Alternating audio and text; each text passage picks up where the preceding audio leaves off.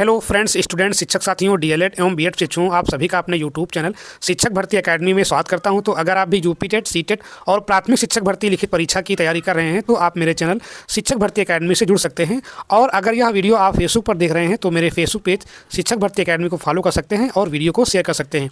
तो आज हम बात करने वाले हैं आगामी जो आपकी सीटेट परीक्षा 8 फरवरी को प्रस्तावित है, उसमें पर्यावरण अध्ययन यानी कि ईवीएस, इन्वायरमेंटल स्टडीज़, ये आपका 30 अंक आपका जो है पोर्शन रहता है। तो इस 30 अंक के पोर्शन में जो भी क्वेश्चंस आते हैं पेडागोजी के, और पेडागोजी के साथ साथ जो आपका कंटेंट आता है उससे रिलेटेड यहाँ पर कुछ मैं महत्वपूर्ण यहाँ पर पॉजिटिव टैग वर्ड्स यानी कि सकारात्मक विशेष शब्द। अब ये सकारात्मक विशेष शब्द होते क्या हैं? अगर आप इन शब्दों को सीख लेते हैं तो आप सही विकल्प तक आसानी से पहुँच सकते हैं। बहुत ज़्यादा आपको वहाँ पर दिमाग लगाने की आवश्यकता नहीं पड़ेगी। तो अगर आप ये शब्द लिख लेते हैं, समझ लेते हैं या याद कर लेते हैं तो आपको विकल्प के चयन करने में बहुत ही आसानी रहेगी और आप आसानी से सही विकल्प तक पहुँच जाएंगे। तो इन्हें हम बोलते क्या हैं? टैग वर्ड्स बोलते हैं। और यहाँ पर हम पॉजिटिव टैग वर्ड्स की बात करें, मतलब ये हुआ कि ऐसे टैग वर्ड जो सीधे हमको सही विकल्प तक पहुंचा दें।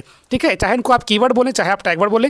और इन्हें हिंदी में बोलते क्या है? सकारात्मक विशेषण बोलते हैं। 100% तुक्का। जैसे बहुत लोग कहते हैं कि सीटेट में हम तुक्का कैसे लगाएं, तो तुक्का लगाने का सबसे बेस्ट तरीका क्या होता है कि आप जो है टैग वर्ड्स को पकड़ लें। और मैंने इसके पहले जो है गणित भाषा के जो आपके टैग वर्ड्स हैं, हिंदी भाषा के जो आपके टैग वर्ड्स हैं, मैंने के सारे वीडियोज़ अपलोड कर दिए हैं। अगर आपने उनको नहीं देखा है तो आप उनको अपनी चैनल की प्लेलिस्ट में जाकर के आसानी से आप देख सकते हैं, क्योंकि बिना देखे फिर आप जो है परीक्षा में अच्छा स्कोर नहीं कर पाएंगे। और ये टैग वर्ड्स बहुत ही इंपॉर्टेंट होते हैं, क्योंकि सीटेट का पूरा खेल जो होता है वो आपका टैग वर्ड्स यानी कि कुछ ऐसे चुनिंदा शब्द होते हैं जिनको हम अगर सीख लेते हैं तो बार बार उन्हीं शब्दों का रिपीटेशन होता है और उन्हीं शब्दों को हम पकड़ करके सही विकल्प तक पहुंच सकते हैं।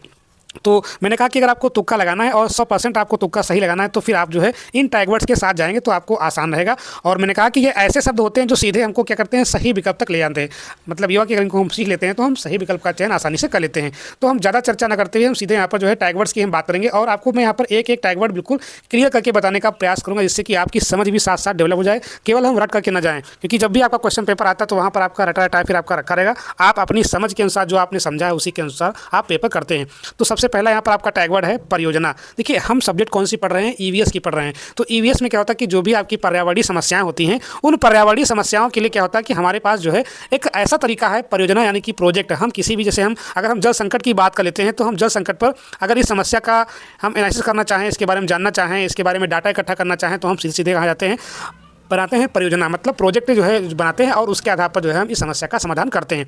तो जो परियोजना आपका जो पॉइंट आपका है, प्रोजेक्ट जो आपकी विधि है, ये आपकी बहुत ही इंपॉर्टेंट है। किसमें? आपका ईवीएस में। अगर आपको दिख जाता है कि आपका किसी भी पर्यावरणीय समस्या को हल करने का सबसे सर्वोत्तम उपाय क्या है तो आप क्या बताएंगे? प्रोजेक्ट विधि ही बताएंगे, परियोजना बताएंगे। ठीक है, तो ये आपका टैग वर्ड है। आगे हम बढ़ते हैं रचनावादी कक्षा। बहुत ही इंपॉर्टेंट आपका ये पॉइंट है। और ये पॉइंट जो है रचनावादी कक्षा का केवल आपका एनवायरनमेंट में ही नहीं बल्कि भाषा, यानी चाहे आपकी गणित भाषा हो, चाहे आपकी संस्कृत भाषा हो, चाहे आपकी जो है हिंदी भाषा हो, मतलब ये हो कि हिंदी भाषा, गणित तो आपकी भाषा के नहीं है, यहाँ पर मैथ, इंग्लिश और संस्कृत, इन तीनों भाषाओं में जो है आपको यहाँ पर रचनावादी कक्षा को आपको बहुत ही इंपॉर्टेंट तरीके से दिखना है। और उसी प्रकार से आपका पर्यावरण जो आपका अध्ययन है ये भी आपका एक प्रकार से सब्जेक्ट है। तो इसमें रचनावादी कक्षा कैसे हम किसको बताएं कि रचनावादी कक्षा चल रही? तो ऐसी रचनावादी कक्षा, ऐसी कक्षा जिसमें क्या होता है कि ठोस वस्तुओं पर क्रिया होती है, उसे हम क्या बोलते हैं?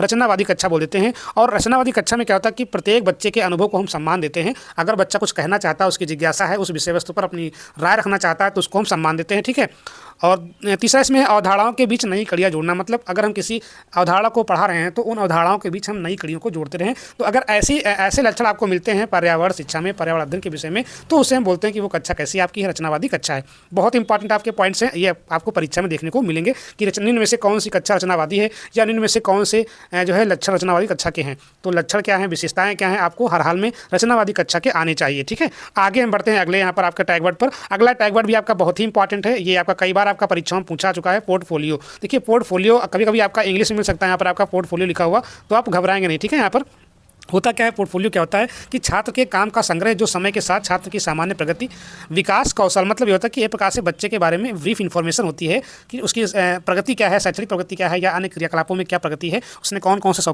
कौशल सीख लिए हैं, तो उनकी जो सफलता होती है वो उसको दर्शाता है। ठीक है, उसे हम क्या बोलते हैं? पोर्टफोलियो बोलते हैं। कहने का मतलब यह है कि बच्चे का जो है एक प्रकार से कच्चा चिट्ठा जो है बच्चे का उस पोर्टफोलियो के अंदर होता है, उसने क्या सीखा, उसकी प्रगति क्या है। तो बहुत ही इंपॉर्टेंट आपका है पोर्टफोलियो। ठीक है, ध्यान रखेंगे टैग वर्ड। अगला इसमें टैग वर्ड है एक दूसरे से अंतःक्रिया, पारस्परिक अंतःक्रिया। अंतःक्रिया बहुत इंपॉर्टेंट यहाँ पर आपका देखिए आपका पॉइंट है। देखिए पर्यावरण जो आपका अध्ययन जो आपका सब्जेक्ट है, इसमें क्या होता है कि बच्चे जो है जब करके सीखने की हम बात करते हैं तो बच्चे क्या करते हैं, आपस में इंटरेक्शन करते हैं, एक दूसरे से अंतःक्रिया करते हैं, उसे हम बोलते क्या है, पारस्परिक अंतःक्रिया बोलते हैं। तो होता क्या है, चीज़ें जो है बहुत जल्दी बच्चे समझ जाते हैं और किसी समस्या का समाधान आसानी से कर लेते हैं एक दूसरे से अंतःक्रिया के फलस्वरूप। ठीक है, आगे हम बढ़ते हैं अगले टैग वर्ड पर। तो ये आपको पॉजिटिव टैग वर्ड्स है। ठीक है, अगर आपको ऑप्शन में दिखता है जिसका मतलब ये कि वो ऑप्शन जो है सही हो सकता है।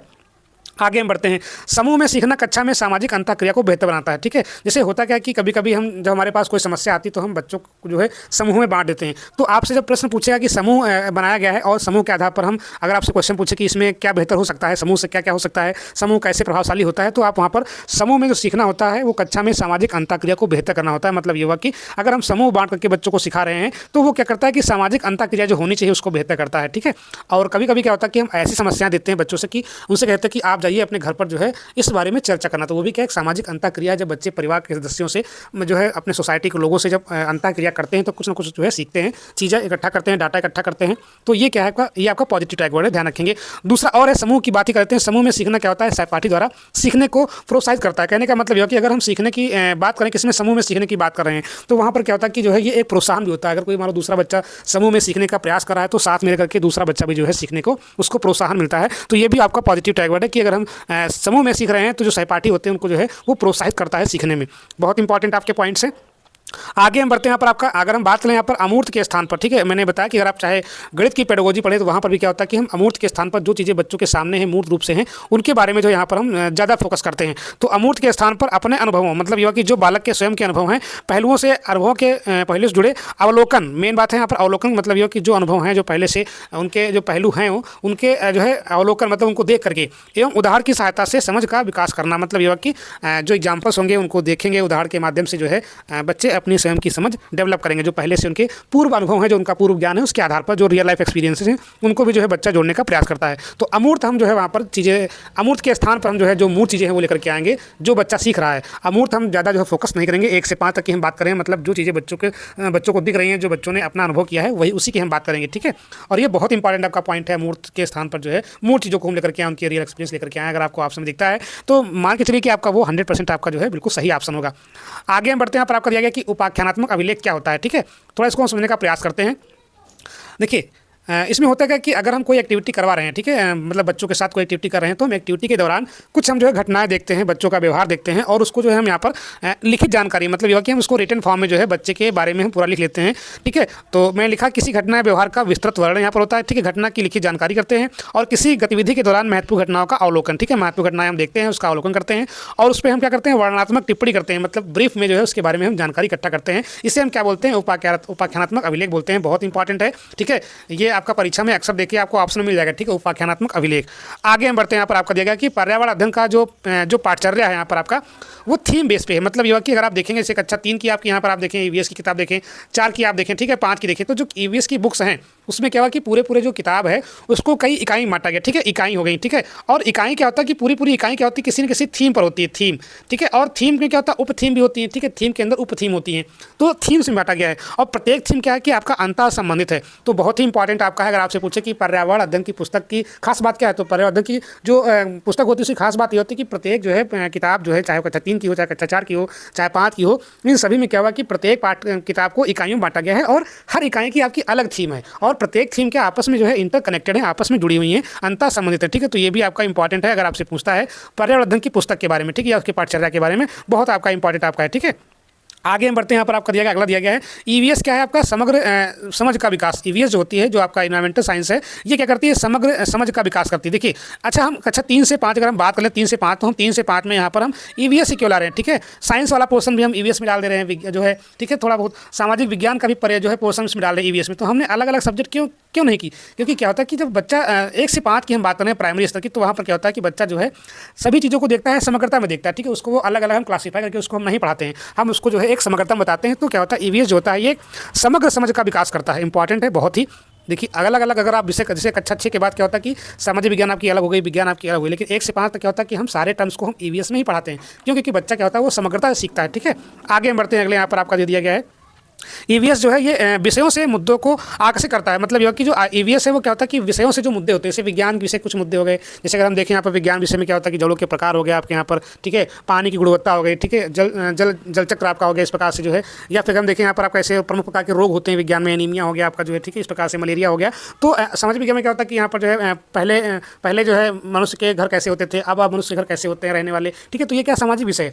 तो सामाजिक विषय से, विज्ञान विषय से, ठीक है, उनसे और इतिहास से, भूगोल से, इनसे क्या होता है कि ये मुद्दे खींच लेता है अपनी ओर ईवीएस, ठीक है। तो इसीलिए हम कक्षा 1 से 5 तक जो है सारे विषयों को समेकित रूप से हम ईवीएस के रूप में पढ़ाते हैं, और उसमें से कुछ अलग अलग मुद्दे, चाहे वो भूगोल के मुद्दे हों, चाहे इतिहास के मुद्दे हों, वो आपको जो है मुद्दे मिलते रहते हैं, ठीक है, सामाजिक विषय के, विज्ञान विषय के। तो मुद्दों को आकर्षित करता है। बहुत इंपॉर्टेंट आपका ये फैक्ट है, ध्यान रखेंगे। टैग वर्ड है आपका पॉजिटिव टैग वर्ड। आगे हम बढ़ते हैं। स्थानिक प्रजाति, कभी कभी आपसे पेपर में पूछता है कि जो है जैसे कोई वस्तु है वो पूरे जो है संसार में या पूरे भारत में होती है, लेकिन फिर वहाँ पे कहा जाए कि भारत के कुछ हिस्से में ही होती है, तो वो क्या होता है कि स्थानिक होती है। यूनिवर्सल तो है लेकिन कुछ स्थान विशेष पे जो है होती है, तो उसे हम बोलते हैं, अगर किसी सीमित क्षेत्र या सीमित भौगोलिक क्षेत्र में अगर कोई फसल होती है, उसे हम बोलते हैं क्या यहाँ पर आपका जो है स्थानिक प्रजाति, उसको हम बोलते हैं क्या बोलते हैं, स्थानिक बोल देते हैं, एक ही भौगोलिक क्षेत्र में पाया जाना, ठीक है, इंपॉर्टेंट है, ध्यान रखेंगे। अपसारी चिंतन वाले प्रश्न, मतलब यह कि अगर हमें बच्चों की मौलिकता का विकास करना है, वो चाहे पर्यावरण में हो चाहे भाषा विकास में हो, तो अपसारी चिंतन क्या होता है, बहुत ही महत्वपूर्ण होता है। अपसारी क्या होता है कि हम हमारे पास अगर कोई समस्या आती है तो हम समस्या के कई समाधान ढूंढते हैं, ठीक है। अगर हमारे पास कई समाधान मिल जाते हैं और कई समाधान के बारे में हम खोजते हैं तो उसे हम बोलते क्या है, अपसारी चिंतन बोलते हैं। मतलब यह कि हम किसी एक समस्या से किसी एक समाधान पर फोकस नहीं करते हैं, अलग अलग जो है हम समाधान की बात करते हैं, एक से अधिक की बात करते हैं, उसे हम बोलते हैं अपसारी चिंतन, या स्वतंत्र चिंतन भी हम इसको कह सकते हैं, मौलिक चिंतन भी इसको हम कह सकते हैं, ठीक है। आगे देखते हैं अगला यहाँ पर आपका टैग वर्ड अवलोकन। अवलोकन आपका बहुत इंपॉर्टेंट है, किसमें आपका ईवीएस की अगर हम बात करें तो ईवीएस में क्या होता है कि जब भी हमारे पास कोई समस्या आती है तो हम समस्या का अवलोकन करते हैं, और अवलोकन के आधार पर अनुमान लगाते हैं, निष्कर्ष निकालते हैं, प्रोजेक्ट बनाते हैं। तो अवलोकन क्या है, बहुत ही इंपॉर्टेंट आपका यहाँ पर पॉजिटिव टैग वर्ड है, किसमें, पर्यावरण अध्ययन शिक्षा में, ठीक है। आगे हम बढ़ते हैं अभिलेखन। अभिलेखन क्या होता है, जैसे अगर हम किसी समस्या की हम बात कर रहे हैं तो उस पर क्या होता है, डाटा होता है, डाटा में उसमें क्या होता है, कुछ इंपॉर्टेंट फैक्ट्स होते हैं, कुछ हमारा आगामी कार्ययोजना होती है, तो उसको हम अभिलेख के रूप में लिख लेते हैं कि इसमें क्या क्या होना है, क्या क्या नहीं होना है, ऐतिहासिक तथ्य क्या इसके हैं, वर्तमान परिप्रेक्ष्य में कितना सटीक बैठ रहा है, तो उसको हम बोलते हैं अभिलेखन बोलते हैं। अभिलेखन मतलब यह कि उसको बोलते क्या है, लिखना पढ़ना, उसके बारे में तथ्य संकलन करना, ठीक है। तो ये क्या होता है, तथ्य संकलन करना, ये क्या होता है, आपका अभिलेखन हो जाता है, और किसी भी समस्या का हम यहाँ पर अभिलेखन कर सकते हैं आसानी से। उसके बाद यहाँ पर आपका अभिव्यक्ति आता है। अभिव्यक्ति भी क्या आपका ईवीएस के पेपर बहुत इंपॉर्टेंट है। अभिव्यक्ति क्या होता है, किसी विषय पर, जैसे मान लीजिए कोई कक्षा 3 का अध्यापक है, किसी बच्चे से किसी टॉपिक पर अपनी राय पूछता है, जैसे उससे कहा जाए कि आप जो है वो जो है प्रदूषण पर जो है अपनी बात रखिए, ठीक है, प्रदूषण को हम कैसे रोक सकते हैं, तो बच्चा एक्सप्रेस करेगा अपनी बात को, अपने विचारों में अपनी बात को रखेगा, उसे हम क्या बोलते हैं, अभिव्यक्ति बोलते हैं। मतलब जो बच्चे के अंदर जो आपकी उसके जो मानस पटल पर जो चीज़ें व्याप्त हैं वो अगर वो बताता है, उसे हम क्या बोलते हैं, अभिव्यक्ति बोलते हैं। जो उसके अंदर की जो क्षमता है सोचने की, समझने की, उसको हम वाणी या भाषा के रूप में अभिव्यक्ति बोलते हैं, ठीक है। तो आगे हम बढ़ते हैं विश्लेषण। विश्लेषण क्या होता है कि जैसे हमने किसी चीज़ को जो है पढ़ा, उसके बाद समझा, उसके बाद हम करते क्या, उसमें थोड़ा एक अपना एनालिसिस करते हैं, ठीक है, ये होना चाहिए, या चीज़ें ये अच्छी हैं, ये नहीं अच्छी हैं। तो जैसे हम जल संकट की बात करें तो जल संकट के क्या परिणाम हो सकते हैं, जल संकट क्यों है, ठीक है, इसको कैसे हम रोक सकते हैं, कैसे खत्म कर सकते हैं, ठीक है, पानी का बचाव हमें कैसे करना है। तो वहाँ पर क्या होता है, हम सारे पहलुओं को देखते हैं, उसे हम क्या बोलते हैं, विश्लेषण बोलते हैं, क्या बोलते हैं, विश्लेषण बोलते हैं, ठीक है। ये भी आपको पॉजिटिव टैग वर्ड है, ध्यान रखेंगे। आगे से आगे हम देखते हैं रचनात्मक उपागम। इसके पहले मैंने रचनात्मक कक्षा की बात की थी, ये भी आपका पॉजिटिव टैग वर्ड है। जैसे इसमें क्या कहा गया है, सोचो, जोड़ो, साझा करो। तो ये क्या रचनावादी कक्षा है, मतलब यह कि इसमें बच्चे क्या होते हैं, जुड़ते हैं और अपनी जो है रुचि के अनुसार मौलिक तरीके से जो है यहाँ पर जो है चीज़ों को जो है सॉल्व करते हैं। पारस्परिक सहपाठी ट्यूशन, ये भी आपका रचनात्मक उपागम है। सहपाठी पुनरीक्षण है, और जिज्ञासा रणनीति, ये चारों के चारों क्या आपके रचनात्मक उपागम है। अगर मान लो आपसे पूछे कि निम्न में से कौन सा रचनात्मक उपागम है, तो आप जो है इन सभी के साथ आसानी से जो है परिचित हो जाए, जिससे कि आपको अगर पेपर में मिलता है ऐसा ऑप्शन में, तो आप सीधे बिना सोचे समझे आप सीधे सही कर सकते हैं, ठीक है। आगे हम बढ़ते हैं यहाँ पर आपका समुदाय। देखिए समुदाय क्या होता है, वास्तविक स्थिति में सीखने का अवसर प्रदान करता है। अगर बच्चा समुदाय से इंटरेक्शन करेगा तो वो क्या होता है कि आसानी से चीज़ों को सीख जाता है। तो समुदाय क्या होता है कि ये वास्तविक स्थिति में सीखने का अवसर प्रदान करता है, इंपॉर्टेंट है, ध्यान रखेंगे। समुदाय के बारे में एक लाइन आप यहाँ पर याद रखेंगे, वास्तविक स्थिति में सीखने का अवसर देता है, ठीक है, समुदाय, सोसाइटी, कम्युनिटी। आगे देखिए यहाँ पर आपका बहुत ही इंपॉर्टेंट आपका है, ये मानचित्र पठन से आपके क्वेश्चन हमेशा बन जाते हैं। तो देखिए मानचित्र पठन से क्या होता है, अगर हम किसी बच्चे को मानचित्र के बारे में बता रहे हैं, ठीक है, तो मानचित्र में क्या होता है कि कौन सा राज्य किस दिशा में है, और ठीक है कितनी दूरी पर है, कहाँ पड़ेगा, पूरब में, पश्चिम में, दक्षिण में, ठीक है, इस तरह से जो है यहाँ पर हम उनके जो है दिशाओं को हम समझ जाते हैं। तो यहाँ पर देखिए कुछ ऐसे लाभ हैं, आप इनको समझ लीजिए कि इस गतिविधि से क्या क्या होता है। अगर हम मानचित्र पठन गतिविधि बता रहे हैं बच्चों को, तो स्थानों की सापेक्ष स्थिति, और इससे आपका क्वेश्चन भी बन जाता है सीटेट में कि जो है गुजरात जो है किधर दिशा में है, आपका ऐसे पूछा कि उत्तर प्रदेश से गुजरात की दिशा में है, ठीक है, या उत्तर प्रदेश से केरला की दिशा में है, तो इस प्रकार से क्या होता है, सापेक्ष, किसी राज्य के सापेक्ष किसी अन्य राज्य की स्थिति का हम जो है उसको बोलते हैं सापेक्ष स्थिति बोलते हैं, ठीक है। दिशाओं का ज्ञान और प्रतीकों और पैमानों, होता क्या है कि जैसे हम मानचित्र पढ़ाते हैं तो वहाँ पर क्या होता है, इस रेलवे लाइन का हम बनाते हैं सिंबल, तो ऐसे बनाते हैं कि आपका ये प्रतीक रेलवे लाइन का है, ठीक है। ऐसे हमने कर दिया तो कहते हैं कि आपका जो है पठार है पर्वत का जो है सिंबल हो गया, ठीक है। तो हम जो प्रतीक होते हैं और पैमाने होते हैं, जैसे कभी वो कहते हैं कि जो है पैमाने पर जो है यहाँ पर आपका मैप पर क्या होता है कि अगर हम मान लें 1 सेंटीमीटर अगर हम मैप पर चलते हैं तो उसको हम बोलते हैं कि आपका 155 मीटर हो गया। तो ये क्या पैमाना ही तो है, अगर हम 1 सेंटीमीटर का जो है अगर नापते हैं वहाँ पर तो उसको हम बोलते हैं कि आपका 155 मीटर है। तो हम इस प्रकार से अपने मानक भी समझ जाते हैं, पैमाने भी हम समझ जाते हैं, तो मानचित्र पठन से ये लाभ होता है, तो आपको ध्यान रखना है, बहुत इंपॉर्टेंट है। अगला यहाँ पर आपका पर्यावरण अध्ययन में सीखने में प्रभावशाली तरीका कौन कौन सा होता है, यहाँ पर वृत्तांत, ठीक है, मतलब यह कि हम उसकी चर्चा कर दें, किसी यात्रा वृत्त से होता है, वर्णन करना होता है, यात्रा वृत्तांत होता है, कहानी होता है, कहानी किस्से। पर्यावरण अध्ययन की पुस्तक में अगर हम देखेंगे तो बहुत सारे कहानी किस्से हैं। अगर हम कक्षा 3 की, 4 की, 5 की अगर हम पर्यावरण की पुस्तक देखेंगे तो वहाँ पर कहानी किस्से के माध्यम से बहुत सारे टॉपिक्स को क्लियर किया गया है, ठीक है। चाहे वो पेड़ों के संरक्षण के बारे में हो, जैसे आपका उसमें देखें कि पेड़ों कटाई को रोकने के लिए, तो इस प्रकार से हम जो है कहानी किस्से के माध्यम से जो है पर्यावरण का जो है ज्ञान बच्चों को देते हैं, ठीक है। आगे हम बढ़ते हैं, यहाँ पर आपका ईवीएस पढ़ाने की अनुभवात्मक रणनीति कौन कौन सी है, अगर आपसे पेपर में पूछ ले, ठीक है, तो आप जो है उनको देखें कि हम कैसे जो है चीज़ों को जोड़ पाते हैं। अगर हम टैग वर्ड्स पढ़ लिए हैं तो हम जब भी आपका पेपर हो तो उनको हम अच्छे से कोरिलेट कर पाएँ, तो जब आप उनके बारे में विधिवत जान लेंगे तभी आप उनको वहाँ से जोड़ सकते हैं। तो पहला देखिए यहाँ पर देखिए आपका यहाँ पर चर्चा मतलब क्या होता है कि इसको हम बोलते हैं क्या, अनुभवात्मक, मतलब जो है बच्चे ने पहले चीज़ों को अनुभव किया हो, उसको कुछ पूर्व ज्ञान हो, कुछ उसके रियल लाइफ एक्सपीरियंस हो। तो चर्चा में जब भी हम बात करते हैं, चर्चा में क्या होता है कि बच्चे का कुछ ना कुछ अनुभव पहले से होता है, तो वो जो है अनुभवात्मक रणनीति हो गई। क्षेत्र भ्रमण भी होता है, इसमें भी क्या होता है आपका अनुभव होता है। अगर हम क्षेत्र भ्रमण करवाते हैं बच्चों से और वहाँ के क्षेत्रों के आसपास जो भी रहन सहन है, खान पान है, वहाँ की जो महत्वपूर्ण वस्तुएं हैं, ठीक है, उनके बारे में चर्चा करें तो वहाँ पर क्या होता है कि अनुभव आपका आ जाता है ऑटोमेटिक। फिर इसमें आपका एक कला एकीकृत शिक्षा, ये भी क्या होता है आपका यहाँ पर अनुभवात्मक रणनीति है। तो इस प्रकार से आपका यहाँ पर जो है ये आपकी जो है अनुभवात्मक रणनीतियाँ हैं ईवीएस में पढ़ाने की, ठीक है।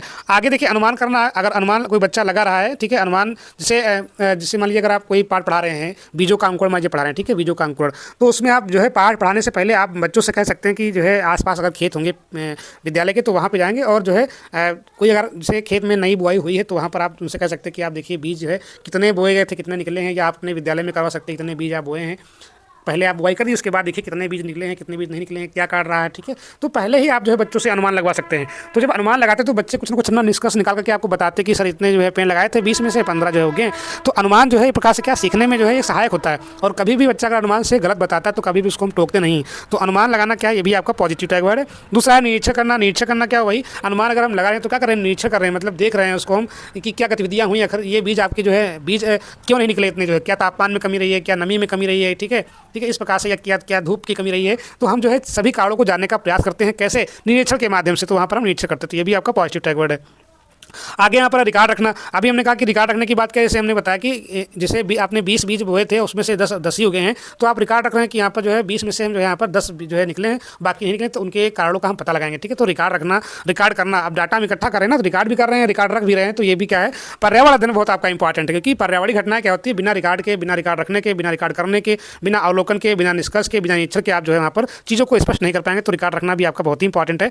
आगे देखिए यहाँ पर निष्कर्ष निकालना। हम जब सब क्रियाकलाप कर लेते हैं उसके बाद हम निष्कर्ष निकालते हैं कि आखिर क्या ऐसी चीज़ें हैं, क्या ऐसे कारण हैं कि जो है बीजों का अंकुरण पूर्णतया नहीं हो पाया, 100% नहीं हो पाया, कुछ बीज ही क्यों यहाँ पर अंकुरित हुए हैं। तो यहाँ पर हम एक लास्ट में निष्कर्ष निकालते हैं। तो निष्कर्ष निकालना भी आपका यहाँ पर पॉजिटिव टैग वर्ड है, खासकर ईवीएस में, मतलब इन्वायरमेंटल स्टडी में जो है ये चीज़ें बहुत ही महत्वपूर्ण हो जाती हैं। जैसे आपने कोई प्रोजेक्ट बनाया, प्रोजेक्ट का फिर लास्ट में निष्कर्ष क्या निकला, वो भी हमको यहाँ पर देखना है। आगे हम देखते हैं पाठ्य पुस्तक इंपॉर्टेंट है, यहाँ पर आपका लाइन ध्यान रखेंगे। पाठ्य पुस्तक विद्यार्थियों को उनके आसपास के सभी स्रोतों के माध्यम से ज्ञान का निर्माण करने में सहायता करती है। बिल्कुल सही बात है। पाठ्य पुस्तक जो भी पाठचर्या बनती है, जो भी पाठ्य पुस्तकें बनती हैं, वो ऐसे पाठों से बनती हैं कि उसमें कुछ ऐसे बच्चों की रियल लाइफ एक्सपीरियंसेज हैं, कुछ किस्से कहानियाँ हैं, जिससे कि बच्चे जो है अपने आप को जोड़ पाएँ उस लेसन से और अच्छे से जो है कंसेप्ट को समझ पाएँ। तो क्या होता है, सभी स्रोतों से के माध्यम से ज्ञान का निर्माण करने में सहायता करती हैं पाठ्य पुस्तकें, इंपॉर्टेंट है। आगे देखते हैं यहाँ पर चर्चा की हमने बात कर ली है कि चर्चा में क्या होते हैं कि जो है अनुभव जो होते हैं वो सामने आते हैं, कि जो भी बच्चे ने पूर्व में सीखा होगा उसके जो पूर्व के अनुभव होंगे वो चर्चा के माध्यम से अवगत होते हैं। सर्वेक्षण मैंने बताया कि ईवीएस के जो कुछ इंपॉर्टेंट आपके टर्म्स हैं, जैसे चर्चा हो गया, सर्वेक्षण हो गया, किसी चीज़ का हम सर्वे करने गए, ठीक है। जैसे बहुत लोग सर्वे करने आते हैं, जनसंख्या का सर्वे करने आते हैं, जनसंख्या कितनी आपकी गांव की है, कितने बालक हैं, कितनी बालिकाएं हैं, कितने पुरुष हैं, कितनी महिलाएं हैं, ठीक है, कितने बच्चे हैं। तो इस प्रकार से क्या होता है, सर्वेक्षण भी जो है इसमें बहुत ही सहायक होता है ईवीएस को सिखाने में, इंपॉर्टेंट है, ठीक है, ध्यान रखेंगे। इसमें क्षेत्र भ्रमण मैंने बात कर ली। इस पर क्षेत्र भ्रमण पर क्या होता है कि जब बच्चे अपनी आंखों से किसी चीज़ को देखते हैं तो वो बहुत अच्छा जो है वो सीख जाते हैं। जैसे अगर हम कोई ज्वालामुखी पर्वत का जो हमको भ्रमण करवा दें, या किसी हम जो है झरने का भ्रमण करवा दें, किसी हिमालय पर्वत का भ्रमण करवा दें, तो वो चीज़ें चीज़ें क्या होती है कि अमिट छाप छोड़ती हैं बच्चों में और पर्यावरण से बहुत कुछ सीखते हैं वो जो है चित्रमण के माध्यम से। आगे हम देखते हैं यहाँ पर आपका इंपॉर्टेंट प्रक्रिया कौशल, बहुत इंपॉर्टेंट आपका टर्म है, ठीक है। प्रक्रिया कौशल, प्रक्रिया कौशल क्या होता है कि अगर हम कोई समस्या हमारे पास आती है तो हम उस समस्या को कैसे हल करेंगे, उनकी प्रक्रियाओं का जो है तरीका होता है। और बच्चे में हमें प्रक्रिया कौशल डेवलप करना है कि हमें इस समस्या से कैसे निपटना है, कैसे हमारे पास कैसे कैसे चरण होंगे, किन किन चरणों से हमको इस समस्या को लेकर गुजरना है। तो प्रक्रिया कौशल बहुत ही इंपॉर्टेंट है। तो ये आपका पॉजिटिव टैग वर्ड है, प्रक्रिया कौशल, ठीक है। आगे हम बढ़ते हैं, यहाँ पर आपका अगला यहाँ पर आपका टैग वर्ड है भागीदारी और सहयोग, ईवीएस। और चाहे जो भी आपकी जैसे भाषा अगर हम ले लें, यहाँ पर आपका हिंदी ले लें, आपका अंग्रेजी ले लें या संस्कृत ले लें, तो उसमें क्या होता है कि भागीदारी और सहयोग। और खासकर अगर हम ईवीएस में बात कर लें तो यहाँ पर क्या होता है कि इन्वायरमेंटल स्टडी में बहुत ही आपका इंपॉर्टेंट हो जाता है। भाषा में तो आप एक चटाना की जो है किताबों से पढ़ करके भाषा सीख सकते हैं कम्युनिकेशन से, लेकिन भागीदारी और सहयोग आपका बहुत इंपॉर्टेंट होता है किसमें, आपका ईवीएस में। क्योंकि ईवीएस की समस्याएं ऐसी हैं जो जनजीवन के मुद्दे होते हैं, सीधे जो है हम लोगों से जुड़े रहते हैं। तो वहाँ पर क्या होता है कि भागीदारी और सहयोग क्या होता है, बहुत ही आपका इंपॉर्टेंट है। तो ये भी आपका यहाँ पर पॉजिटिव टैग वर्ड है, ध्यान रखेंगे। अगला इसमें आपका प्रश्न करना, प्रश्न करना भी आपका पॉजिटिव टैग वर्ड है। कभी भी आप प्रश्न करने को आप नेगेटिवली मत लेंगे। जितना ही ज़्यादा बच्चा प्रश्न करेगा उसकी जिज्ञासा उतनी ही होगी जानने की और उसकी जिज्ञासा शांत होगी, ठीक है। तो ये भी आपका पॉजिटिव टैग वर्ड है। आगे बात है यहाँ पर अभिव्यक्ति करना, ये भी मैं इसके बारे में बात कर चुका हूँ कि जब भी आप बच्चे को अभिव्यक्ति का अवसर देंगे, किसी भी समस्या पर उसको बोलने का अवसर देंगे, उसके अनुभव को सुनना चाहेंगे, उसके अनुभव का सम्मान करेंगे, तो उसे हम क्या बोलते हैं, अभिव्यक्ति करना बोलते हैं। और बच्चे की अभिव्यक्ति बहुत ही इंपॉर्टेंट हो जाती है किसी भी विषय वस्तु को लेकर के, खासकर आपका ईवीएस में, ठीक है। आगे हम बढ़ते हैं परिणाम निकालना। मैंने बताया था परिणाम निकालना या निष्कर्ष निकालना, जब भी हम किसी समस्या के डाटा संग्रहण की बात करते हैं, डाटा इकट्ठा करते हैं, ठीक है। डाटा इकट्ठा करने के बाद वहाँ पर डाटा का हम विश्लेषण करते हैं। उसके बाद यहाँ पर हम क्या परिणाम निकालते हैं या निष्कर्ष निकालते हैं कि आखिर जिस समस्या का परिणाम क्या आया, हमने जो प्रक्रिया कौशल अपनाए इसका परिणाम क्या है। तो परिणाम निकालना भी आपका यहाँ पर क्या पॉजिटिव टैग वर्ड आपका है। आगे हम देखते हैं कि इनमें से रचनात्मक आकलन कौन है, ठीक है। तो दो प्रकार के आकलन आपके ऐसे हैं, अधिगम के लिए आकलन और अधिगम के रूप में आकलन। ये दोनों प्रकार के आकलन कैसे आपके हैं, रचनात्मक आकलन है, ध्यान देगा यहाँ पर आपका वार्षिक परीक्षा, सत्र परीक्षा, हमारा यहाँ पर कोई मतलब नहीं है, ये आपके सब निगेटिव टैग वर्ड्स हैं, वार्षिक परीक्षा, सत्र परीक्षा, द्वार्षिक परीक्षा, ठीक है।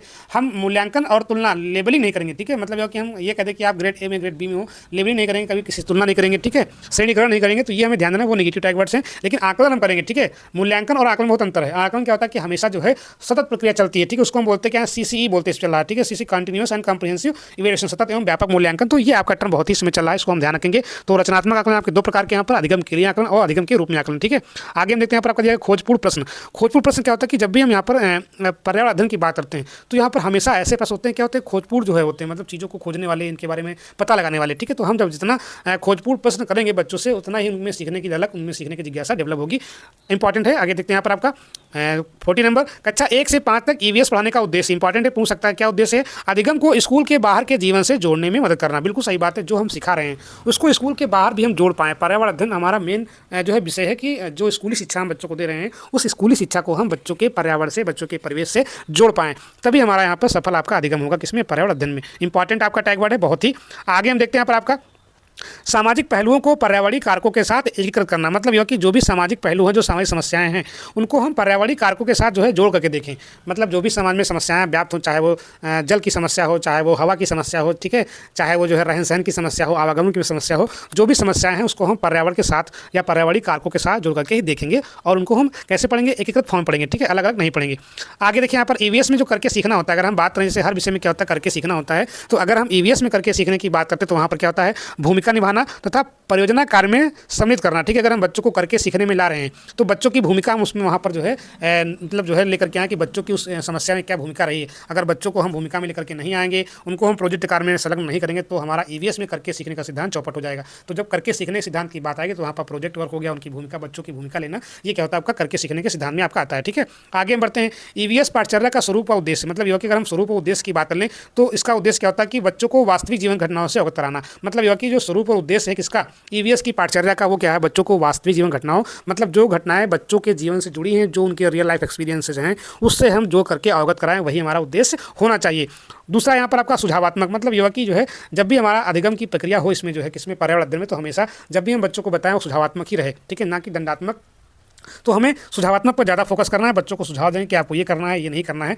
दूसरा इसमें आपका इसमें अन्वेषणात्मक, बिल्कुल सही बात है, मतलब ये कि खोज पर आधारित, हम जो भी समस्या लेंगे उसका हम यहाँ पर अन्वेषण के माध्यम से बताएंगे बच्चों को, कि खोजबीन के माध्यम से हर समस्या का समाधान करने का प्रयास करेंगे। और अध्यापक भी प्रयास करें कि बच्चों को अन्वेषण कार्यों में रूल लगाएं, ठीक है। जैसे मैंने कहा कि जड़ों के प्रकार की बात है तो वो अलग अलग पौधों की जड़ों को लेकर के आएँ, ठीक है, उसके बारे में खोजें कि ये किस प्रकार की जड़ें हैं, मूसला हैं, अपस्थानिक हैं। तो कहने का मतलब कि बच्चे स्वयं से कुछ खोजपूर्ण करें, कुछ अन्वेषण कार्य करें, ठीक है, अपने आप से। तो ये आपका इंपॉर्टेंट है आपका टैग वर्ड है, पॉजिटिव टैग वर्ड है, ध्यान रखेंगे यहाँ पर अन्वेषणात्मक कार्य या अन्वेषण।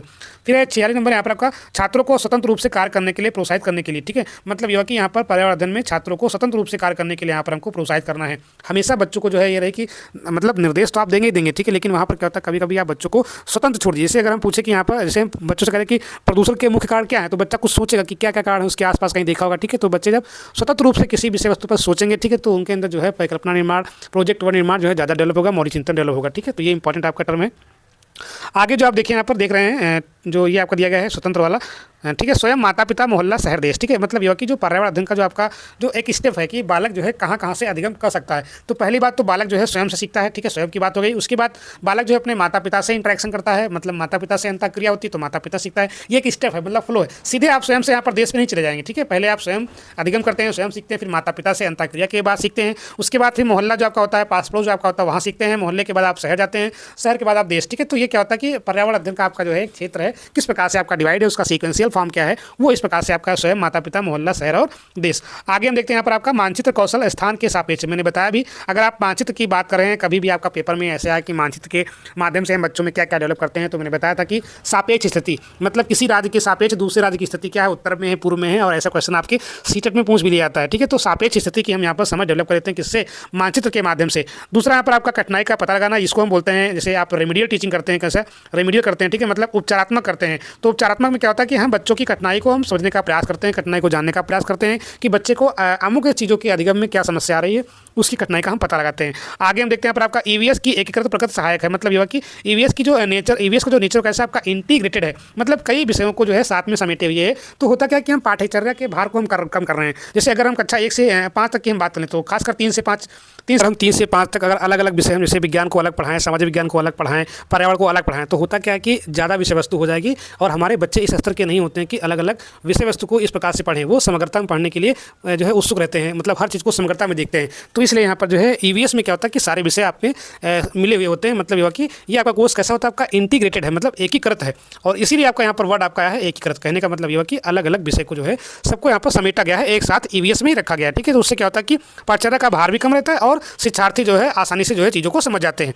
इसके आगे यहाँ पर हम देखते हैं आपका अगला दिया गया यहाँ पर आपका कक्षा में जिज्ञासा को बढ़ावा देना, प्रश्न पूछकर। अगर हम बात लेते हैं यहाँ पर आपका जिज्ञासा, तो जिज्ञासा जो बच्चे को अंदर होती है वो कैसे पूछते हैं, प्रश्न पूछ करके। मतलब यह कि वो क्वेश्चन करते हैं, जो भी उनको जानकारी नहीं होती है वो उसके बारे में जानने का प्रयास करते हैं। तो जितने ही ज़्यादा बच्चे जो है क्वेश्चन करेंगे वैसे उनकी जिज्ञासा बढ़ती जाएगी और आपसे जो है संतुष्ट होते रहेंगे उत्तरों को जान करके।